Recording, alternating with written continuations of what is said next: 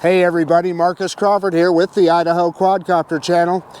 Hey, this is day 8 of my great Northwest adventure in the blue Corvette.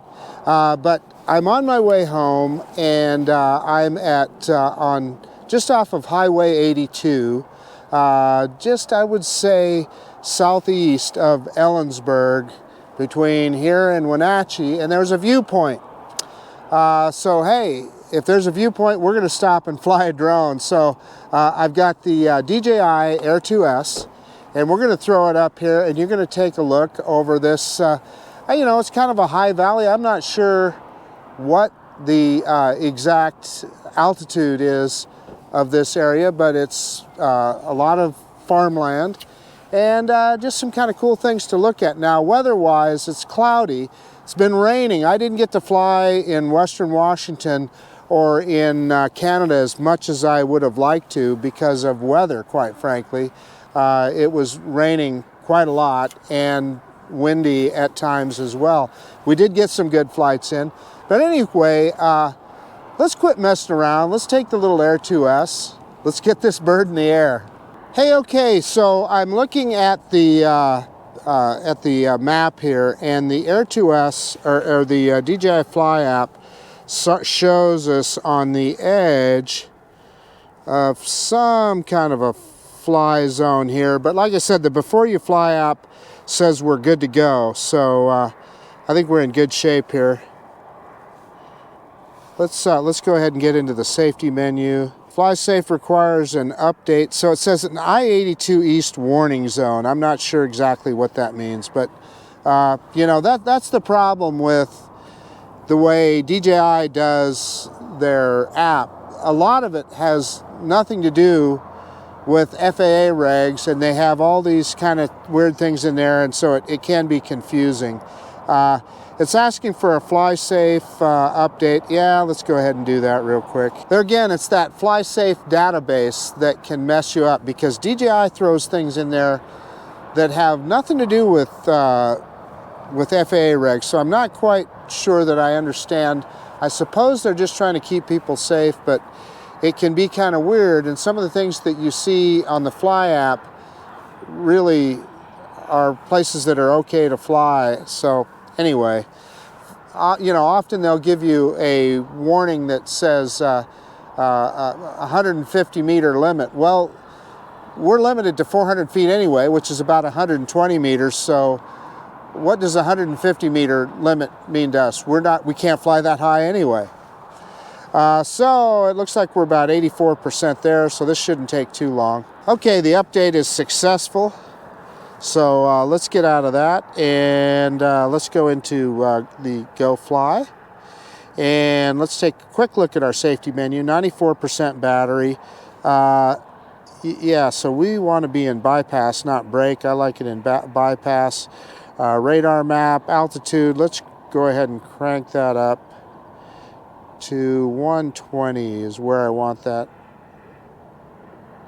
Boy, it's hard to get that fine resolution. Well, 119, we'll leave it at that. Return to home altitude, I'm going to crank that up to maximum, because we are around some hills here and stuff, and if for some reason it had to go over the top of something, we want it to be able to do that. So then let's go ahead and scroll on down. It's not asking for compass or IMU. Battery looks good, so we're good to go. Let's not forget to start recording. Okay, kind of threw me there. For some reason, my GoPro quit recording there for a second, so I don't know how much of that intro we got.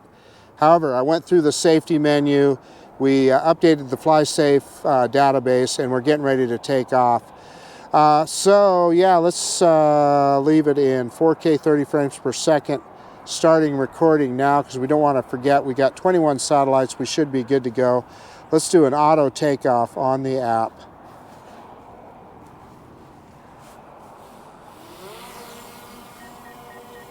Yeah, and it's giving us that geo zone nearby, flight restriction in effect. May interrupt return to home. What does that even mean?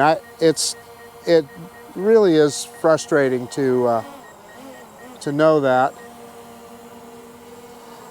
Because like I said, if I look at the Before You Fly app, the Before You Fly app says that this is that you're good to go. So like I said, it's so confusing the way DJI does that. Anyway, let's just drop the camera down. You can see I got the GoPro sitting on top of the Corvette. So we are going to do just a little bit of a droney here towards the back of the mountain. So we're going to go way up and high, so reversing up now. And trying to make sure that we get above everything here.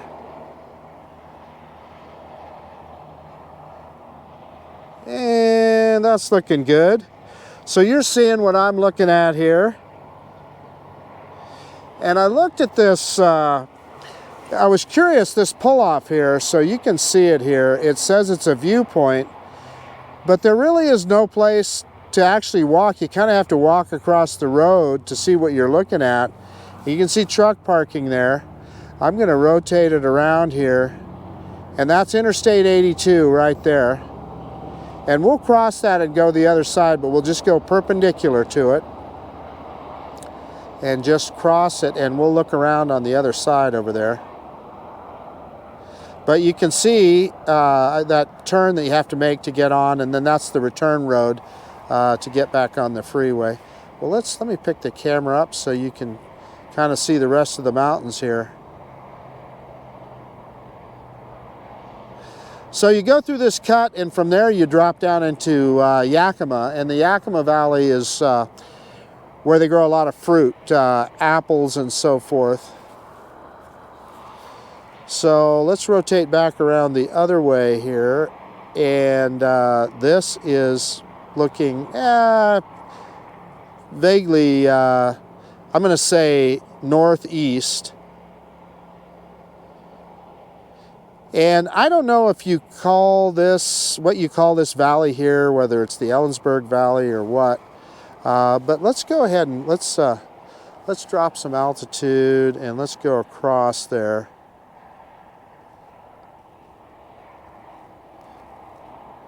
So let's just pick a spot here.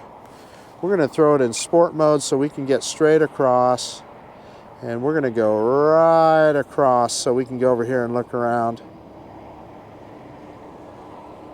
And you can see the ground dropping away as the drone goes over. Aircraft warning zone, fly with caution. Well, you know, okay. It's interesting. Like I said, I'd like to know what that means. Because as I say, and we're going to go back into normal mode now, the Before You Fly app says we're good to go. And that's the FAA app. Yeah, so let's see. I'm looking on the map here. I'm going to bring up the map. Let me see. It says the Manastash Ridge viewpoint. So we're on the Manastash Ridge. Get back into camera mode here. And let's take a look here. And we're only, I'm gonna drop some altitude here. We're about 25 meters high. Above the takeoff point, that is. So what you see off in the distance there, that is Ellensburg, Washington, and that's where I spent my first night when I was here on my way, just leaving on the trip. And as we move around here, off in the distance, those are the Wenatchee Mountains. And again, there's the freeway right there. That's Interstate 82. And off in the distance here, what we came off of was Interstate 90 over there by Ellensburg. And you follow Interstate 90 east, and that would ultimately take you to Spokane, and then on through the panhandle of Idaho, then into Montana. But you can see a lot of farmland here. I am looking down here, and can't tell you for certain, but those look a lot like maybe grapevines to me, but I'm not going to say that for certain because I'm just looking at FPV. It could be also hops. They grow a lot of hops here, but I don't see the big nets that they use for hops. But again, I'm just looking at the little FPV screen on my phone here. So yeah, that looks that's looking back towards the Cascade Mountains. Although I guess they call this part of it the Wenatchee Mountains. And I just had come over Snoqualmie Pass to get here. Let's kind of take a sweeping look around.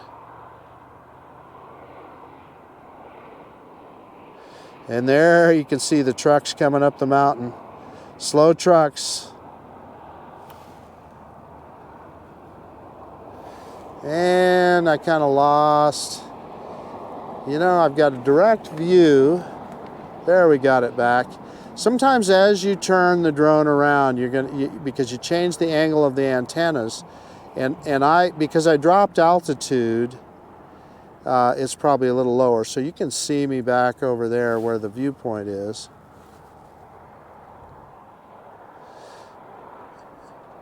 So we'll kind of move sideways back this direction and get you a look at this. And you can see it's fairly cloudy, but there's no wind, and you know, it's not raining, so it's a decent day to fly. Looks to me like some cell towers on the top of the hill there. Maybe we can zoom in on those a little bit. Let's take a look. I'm going to hit the function button. Yeah, I can't zoom in 4K 30, can I? So we're not too worried about that. I like shooting in 4K 30 because it gets us, I think, better results with regard to smooth video. In other words, when you're turning like this, it looks so much smoother. And I got a little bit of choppiness there on my FPV feed, which is odd. Typically OcuSync 2 does not do that, and I've got pretty much a straight shot to the drone. So the direction that I'm looking right now, this is, I don't know, probably due east, I guess, from where I'm standing. Yeah, so if I look at the map, it actually is due east, so. Let's drop down and see what we can see here. Yeah, we're out there a ways. I don't want to go much further than that. But just basically wanted to give you guys a look. So let's bring this guy back to us. And maybe we'll try some shots here back right over the top of us. So let's bring it back. I'll tell you what, this drone is an absolute pleasure to fly. You cannot beat DJI's flight controls. So smooth and so precise. The only anomaly I can say here is that I did feel like I got a little choppiness a couple of times. So there you can see the viewpoint right there. And again, we'll bring it right across. We won't mess around here. And there I am in the little blue Corvette, right kind of in the center of the screen. Full stick forward, cross perpendicular there. And we'll drop the camera down as we come. You can see me standing there. Dropping that camera down. Let's ease off the stick a little bit. Let's bring it over us here.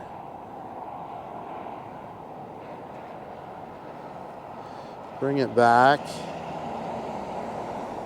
Let's bring that guy straight down, and we're going to try something here. Nothing like a top-down look at the blue Corvette, huh? Okay, so here's what I'm going to do. I am going to center it up here, and I've kind of been doing some of those rockets where you do a yaw at the same time, and it's kind of a cool effect. And you just do it with the left stick on the controller, so you can angle it. For instance, if I want to go to the left, I push up and to the left onto that left stick, And of course the key is you don't want to spin too fast. So let's do that right now. And we're getting that slow turn as we rise. I think that's a great look. And we'll kind of speed it up as we go. As we go up.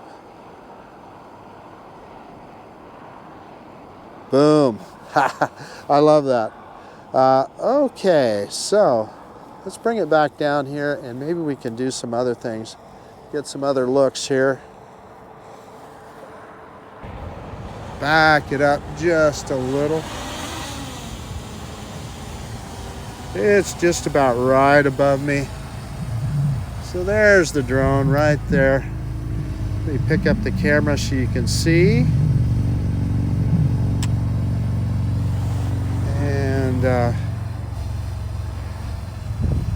I've got some people right here, but what I wanted to do was just kind of do a little bit of an orbit. We'll bring it in closer.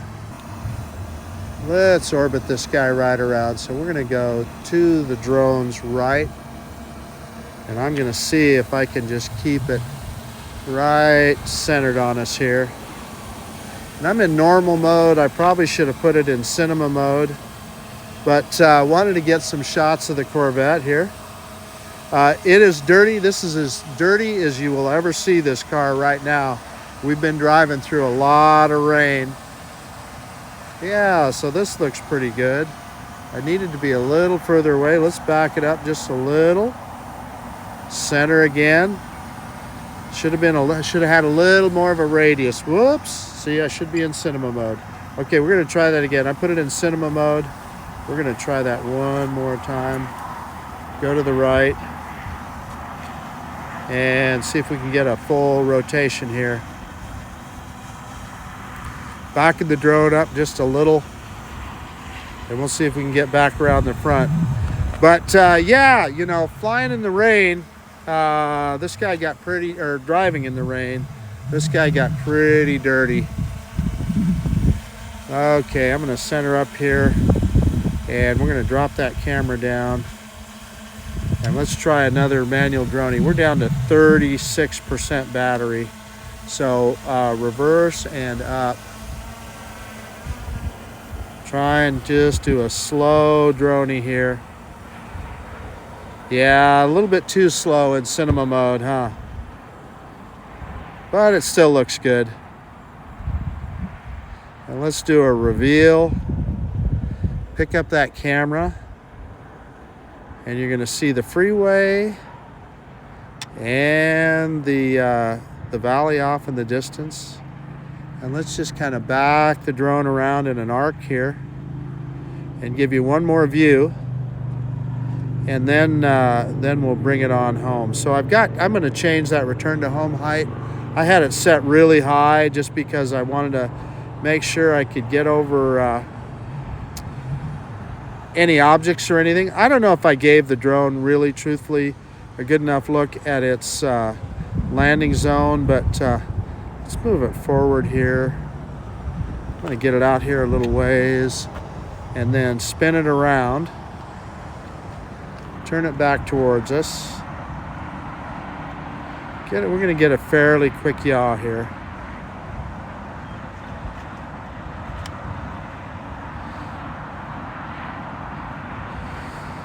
Okay, so that's facing the opposite direction away from us. I'm going to go into the menu here, and I'm going to drop the return to home altitude.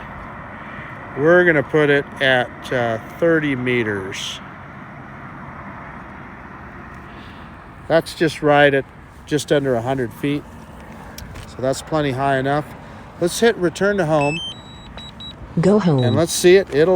It should come right back to us now. And let's drop that camera down. And let's see if it'll zero in on that landing pad. If it doesn't, we'll stop. I don't know if I gave it a good enough look at its landing zone.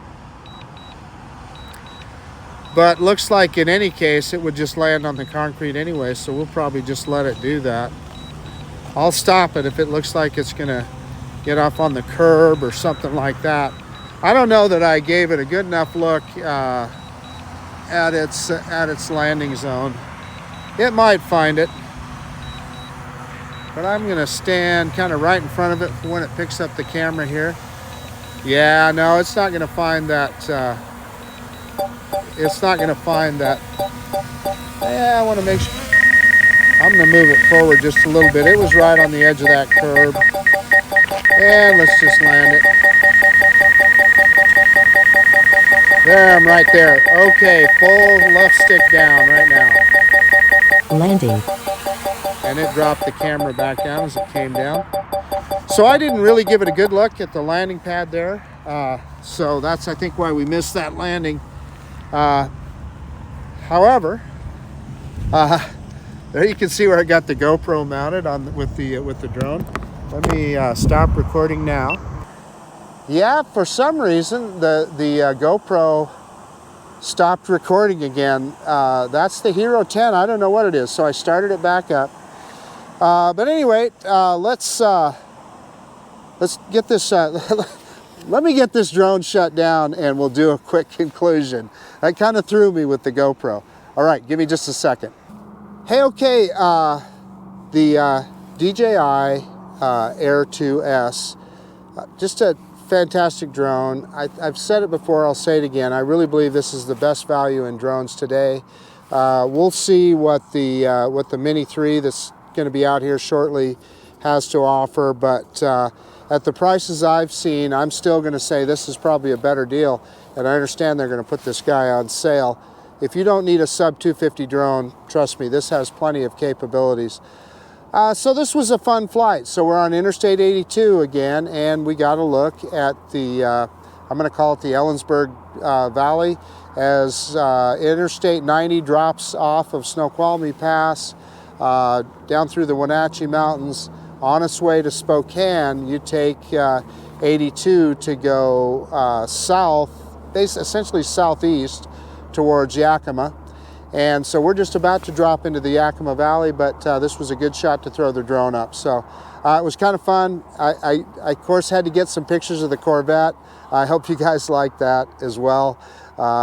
In any case, I guess that's about it. This is Marcus Crawford with the Idaho Quadcopter channel out. And if you like this kind of content, please consider subscribing to my channel. Most of all, I absolutely appreciate you taking the time to watch this video. And of course, we'll see you on the next one. The DJI Air 2 yet, the DJI Air 2S in Washington State. See you guys later. Bye.